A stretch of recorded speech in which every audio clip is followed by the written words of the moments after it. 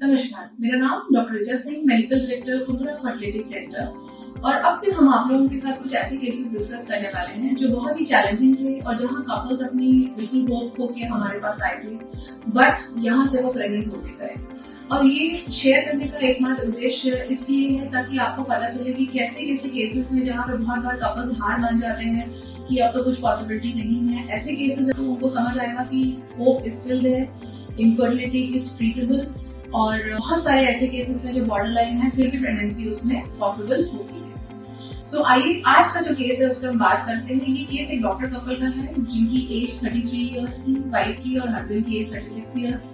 और previous 6 miscarriages से वो परेशान थे, 6 बार उनका बार मिसकैरेज हो रहा था। और उन्होंने फिर एक जगह दिखाया लखनऊ के किसी सेंटर में, वहां उन्होंने आईवीएफ ट्रीटमेंट को लिया। आईवीएफ ट्रीटमेंट के साथ उन्होंने जेनेटिक टेस्टिंग कराई। जेनेटिक टेस्टिंग में उनको पता चला कि उनके सारे ही भ्रूण या एम्ब्रियोज जो है वो एब्डोमेन है। और फिर उनको बोला गया कि अब आप डोनर पे चले जाइए।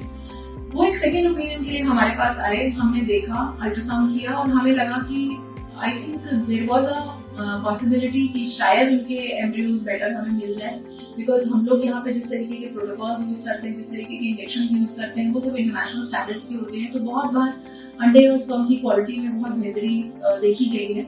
एंड सिमिलर प्रोटोकॉल के साथ हमने उनको स्टिमुलेट किया, उनके एग्स बनाए और टोटल हमको उसमें से 6 भ्रूण रेडी हुए, 6 ब्लास्टोसिस, जिसमें से हमने जब उनको जेनेटिक टेस्टिंग के लिए भेजा तो हमारी जो जेनेटिक लैब है, one of the most renowned labs, और उससे हमने जो जेनेटिक टेस्टिंग कराई तो हमें उसमें से 4 भ्रूण जो है वो नॉर्मल मिले, इंस्पाइट ऑफ जहाँ पे पहले उनके सारे ही एबनॉर्मल हो चुके थे। और उन 4 नॉर्मल में से हमने सिंगल ब्लास्टोसिस ट्रांसफर किया because patient was wanting a single pregnancy and HCG is positive. So the only message for today is कि अगर बार बार आपके मिसकैरेजेस हो रहे हैं, बार बार रिकरेंट अबॉर्शंस हो रहे हैं या आईवीएफ फेलियर्स हो रहे हैं, तो कहीं ना कहीं भ्रूण के अंदर कोई क्रोमोसोमल एबनॉर्मलिटी इसका कारण हो सकती है, या कोई और भी इस तरीके के कारण हो सकते हैं जिससे प्रेगनेंसी आपकी रुक रही हो। तो आप निराश नहीं हो, you can consult on our underline numbers and thank you.